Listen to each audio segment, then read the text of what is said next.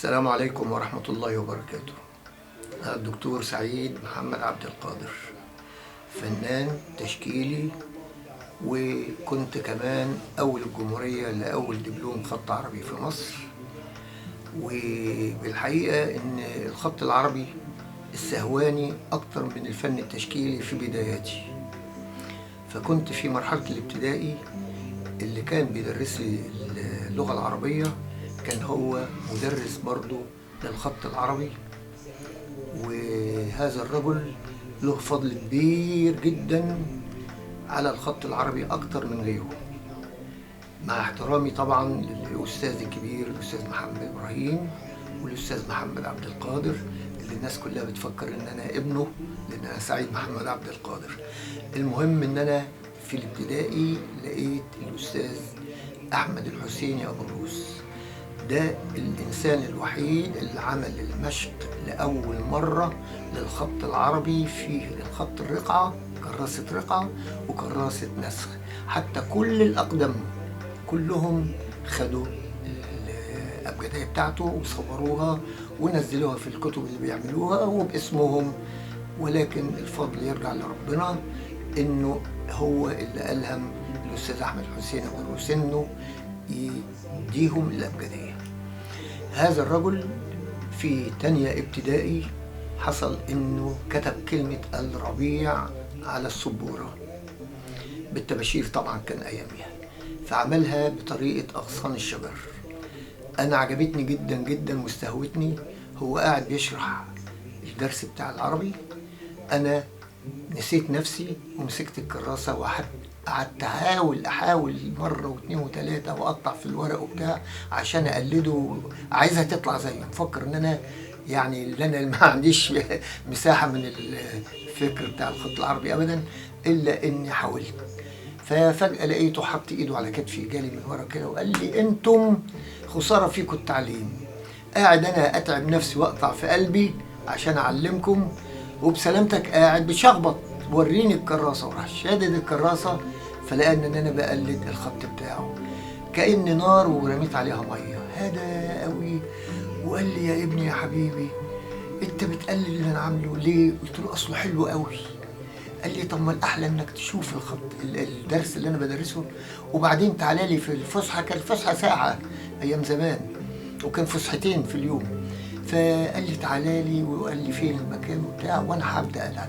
بدا يعلمني بالتدريج ويقطع طباشير حتت صغيره احجام وبتاع، ويقول لي: ورقه الزبده اللي موجوده في كراس الرسم دي حطها على العنوان الرئيسي بتاع الجورنال وقلدها، امشي فوقها وانا اعلمها لك تاني. وفضل معايا، وبعدين بدات اكتب واعمل كل حاجه والحمد لله. فقال لي ان انا بس هدرس الابتدائي لما وصلت لمرحله 6 ابتدائي. قال لي: مفيش بعد كده. ففوجئت بانه في المرحله الاعداديه رحت مدرسه اسمها مدرسه عباس الاعصر في الابراهيميه. فوجئت بانه داخل لنا الفصل قيام، كل واحد اسمه وجاء عليا: اقعد يا سعيد. الفصل كله بقى بص ايه ده. المهم قال لي: بعد الفصل تعالى لي تبقى ايه، اسال على الاوضه المدرسيه اللي رحت له. قال لي: الحقيقه انا مدرس ابتدائي، بس الشهيد عباس الاعصر ده ابن اختي، وطلبت من الوزاره ان انا اللي ادرس العربي في المرحله الاعدادي للمدرسه دي فقط، فعشان كده انا كنت قايل لك مش هدرس بس بدرس. قلت: طب ده شيء جميل جدا. وقعد معايا لغايه رابعه اعدادي. كان ايامي الاعداديه 4 سنوات، وبرضه بالنسبه للاعداديه 4 سنوات كنت طلعت انا الاول على مدينه الاسكندريه في هذا العام.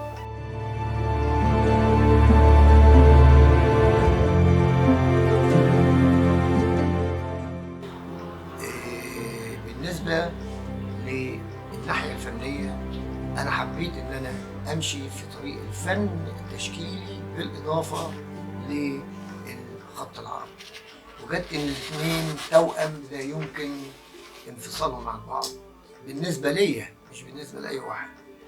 فبالنسبه ليا حبيت ان اجسم موضوع هكتبه، سواء آية أو حكمة أو كده، أجسمها بحيث إنها تساعد في تفسير ورؤية الإنسان للعمل اللي أنا عامله. فبقيت أفكر إيه اللي ممكن يكون، لغاية لما ربنا يعني ألهمني إن أنا فعلا بعمل أي جملة قرآنية لها تفسير عندي وببرزه بالصورة اللي هي اللائقة. كان في مسابقة على مستوى العالم على أساس إن حد يقدم عملين أو 3 يكونوا بدون استخدام لا كمبيوتر ولا أي أدوات هندسية ولا أي شيء غير اليد وفكر الإنسان، بحيث العمل يكون عمل تشكيلي فلسفي إسلامي. فكان بفضل ربنا إن أنا قدمت لوحة اللي هي بتشمل قصة سيدنا يونس كلها، ترجمتها في عمل لوحة. اللوحة تجريدية. سيدنا يونس ربنا أمره بأنه يهدي القوم فما استجابوش، يأس. المفروض ما يأسش، لأن ربنا اللي عايزه يعمل كده، يدي الهداية للناس والإسلام. فلما يأس قال هروح أركب البحر وأروح أي بلد أحاول معاهم، إذا استجابوا كان بيها، مش كده برضه أروح تاني لأي حتة. فالبحر أول ما ركب المركب البحر فور وهاج عليه. ليه؟ عشان عصى أمر ربنا، ده أنا بعتك للناس دي بالذات. المهم إنه لقوا البحر فار، فأنا مترجم الترجمة دي تشكيلية أهي، على أساس البحر لما بيفور بيدي لون رمادي. فأنا عملت موج البحر وأول موجة فيه اللي هي اللون الرمادي. جيت في الجزء اللي في النص بتاع البحر رحت عامل مثلث نازل كده زي المخروطي، علشان أقول إن عملوا قالوا ارموا الأمتعة بتاعتكم عشان المركب ما تغرقش.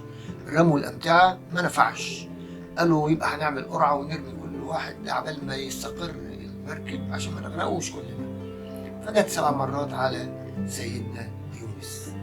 فأنا استخدمت الخط اللي هو الجملة اللي قالها ساعة ما شعر بأنه أخطأ فبقى يستغفر ربه، الجملة اللي هي بسم الله الرحمن الرحيم أهي باينة هنا: لا إله إلا وأنت سبحانك إني كنت من الظالمين. عملت النزول ده وحطيت بينه الزخرفة الإسلامية على إنها مخ بني آدم، عشان أقول الحوت ما بيبلعش بني آدمين، ولكن ده عشان يبقى يعمل كده يبقى دليل على إنه إيه، حوت مفكر. فلذلك عملت مخ اللي هو الزخرفة. فالتقمه الحوت. اللي حصل الحوت لما بيبلع أي حاجة أو لما بيحب ينزل تحت فبيشرب مية كتير قوي، يتقل خالص ينزل. لما يجي يطلع لفوق بيطلع من دماغه كده، يعمل نافورة. المثلث ده خليته برضه لخروج المية زي النافورة. يبقى النزول ده لحاجتين: إلقاء سيدنا يونس ولخروج المية. ليه هيخرج المية من بقه من دماغه؟ علشان وزنه يخف ويطلع فوق على السطح عشان يلفظ سيدنا يونس وبسلام وأمان. لأن لو لفظه وهو تحت في الحالة دي هو طبعا جسمه اتهرم من الوضع اللي كان فيه في داخل الحوت، فعلشان يبقى بسلام وأمان ويقدر يطلع، لأن من تحت عشان يجي يطلع هيموت، مش هيقدر، الأكسجين تحت غير فوق. فعشان كده عملته بالطريقة دي. جيت هنا اللام الأولى واللام الثانية، لا بعدين إله إلا، دي عملتها كأنها عين بتبرق، أنا بقول تجريد. وبعدين إله عملت اللام عملتها حربة، وبعدين أنت سبحانك إني كنت من الظالمين، كأنها الأسنان بتاعته. فلما أدرك الخطأ بقى يقول لا إله إلا أنت سبحانك إني كنت من الظالمين. العالمين. فكانت قوة كبيرة كأنها عربة تؤخذ في داخل الحوت عشان ينفذوا للخارج في بر السلام وأمان. فده اللي هو التشكيل الإسلامي الفلسفي بالخط العربي، فمش كتابة خط عربي فقط، لا.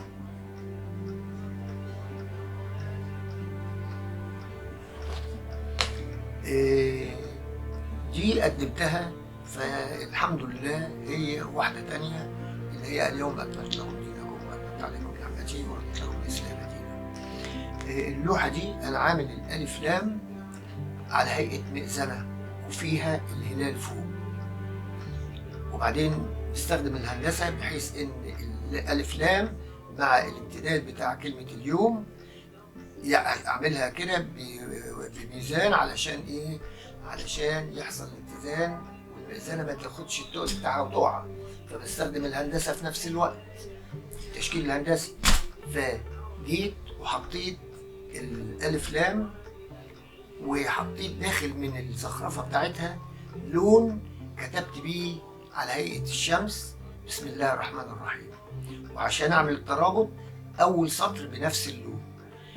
بعد كده الجملة الأولى جملة مكتملة، والجملة الثانية برضو جملة مكتملة، والثالثة نفس الشيء. يعني لو حذفت الاثنين دي ماشية لوحدها، ولكن ربطتهم باللون الأولاني وعملته لجريد بحيث إنه يبقى الكل مرتبط ببعضه كده. فأكملت لكم دينكم لوحدها جملة عادية ماشي، وبعدين أتممت عليكم نعمتي جملة لوحدها، والتالتة نفس الشيء بس ربطتهم زي ما قلت إيه من نفس درجة اللون علشان تدي يعني. لما أجي النهاردة وأشوف هقول ألف لام، الألف لام اللي هي اليوم مئذنة، يعني معناها الإسلام موجود، لأن الإسلام لو مش موجود مش هيبقى فيه مئذنة ولا حاجة. جيت في نفس الوقت بقول لو الإنسان مر عليه ملايين السنين لغاية يوم القيامة وتقول اليوم، يبقى الإنسان الإسلام يبقى لا زال موجود إلى يوم الساعة. فدي برضو فلسفة إسلامية بعملها بطريقة يعني يبقى دخل فيها الهندسة ودخل فيها التشكيل ودخل فيها تصميم الخط العربي.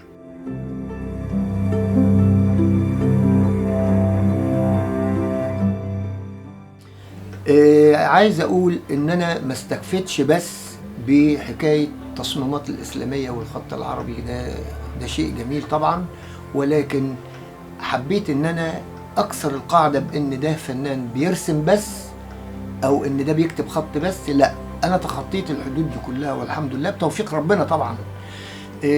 لجأت للخزف والنحت، فحبيت ان انا بالخط العربي برضو ان انا اعمل خزف ونحت، بس الايه لاسم الله جل جلاله سبحانه وتعالى، الله لفظ الجلاله. فعامل لغايه دلوقتي 13 تصميم غير بعض، كل واحده غير الثانيه، والتصميم بشهاده اللي بيبقوا في عمداء الكليه اللي بيجوا للتدريج ورا بعض، قالوا يعني انت بتستخدم الهندسه بشكل جميل جدا كما لو كنت تدارس اصلا هندسه، بتعمل كمان اسلوب الضوء والظل في الخزف محدش بيعمله. فالحمد لله بتوفيق ربنا الكل اثنى على الخزف والنحت. جيت برضو في نفس الوقت عملت جداريات، انا مش عايز بس يبقى مقصور عليا عمل معين، لا، دخلت في جداريات بالسيراميك وجداريات بالازاز الاوبالين. دي حاجه، يبقى انا قلت المجسمات اللي هي نحت وخزف، وقلت الجداريات بالازاز الاوبالين كده، وفي نفس الوقت كمان عملت اطباق صدف متر دائري بالخشب الزان وحفرتها باتقان لان بتاخد وقت عشان بحفر 2 مللي بس علشان ابيت فيها الصدف. فعملتها، عملت طبقين بالطريقة دي، وعامل طبق بيضاوي 2 متر برضو بنفس الشيء. وما استكفتش على كده كمان، لا، اشتغلت في نسيج السجاد، عامل 9 قطع نسيج سجاد بس مكتوب فيهم آيات قرآنية برضه تصميم اسلامي فلسفي، وتتعلق على الحيطه مش تتحط على الارض يعني. فعامل كده والحمد لله. وعرضتها في روسيا، خدوا مني 2 منهم، والباقي قلت لهم لا معلش عشان في رايح لتركيا هنحط الباقي وكده. فدول في برضو سنة 1900 تقريبا 78 أو 79 وأنا في إنجلترا. أنا كنت شغال ماسك تصميمات مجلة هناك في إنجلترا. فأثناء الفيضان بتاعي، لأن كنت بفضى بسيط عشان كنت بطلع منها على إذاعة الBBC في المونتاج بتاع الخليج العربي للأفلام اللي بتتعمل وكده، كنت أقعد أعمل لهم مونتاج. فأخد من وقتي بالليل أنشر حروف للوحة لو أنزلنا هذا القرآن على جبل رأيته خشيا والصدع من خشية الله بالزخرفة بتاعتها. وعملتها وجبتها مصر هنا. ففوجئت بأنها بعد كام سنة لقيتها كلها خضرة.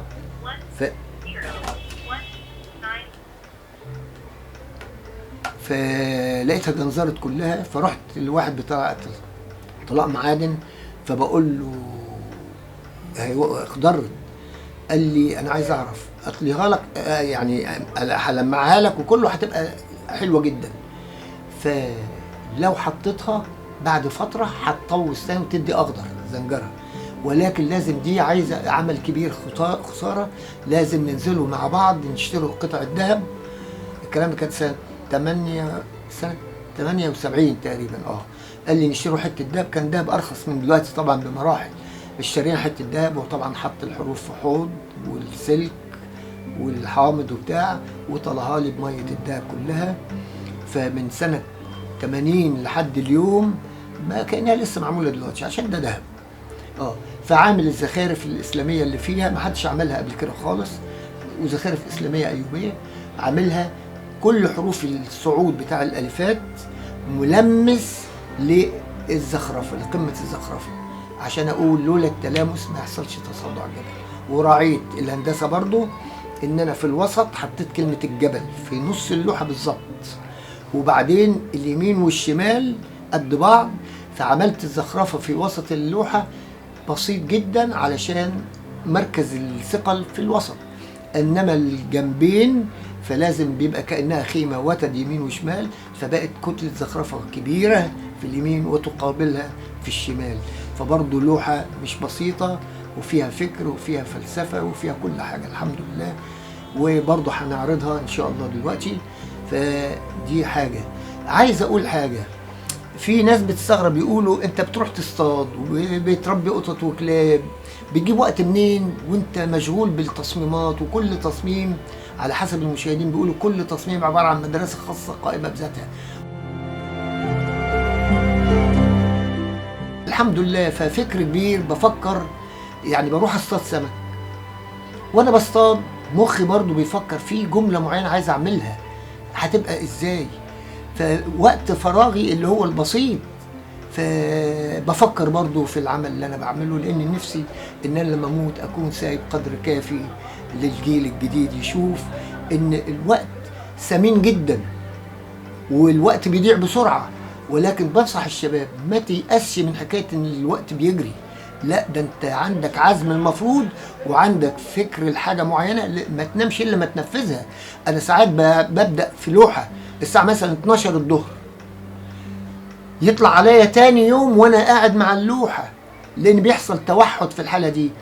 نفسي بيجي على الالوان والالوان بتيجي عليا فبيحصل توحد. يوم ما اخلص العمل خالص واقول ده تم بفضل ربنا كده تمام، لان ربنا اللي بيلمني وهو اللي بيوفقني في التنفيذ.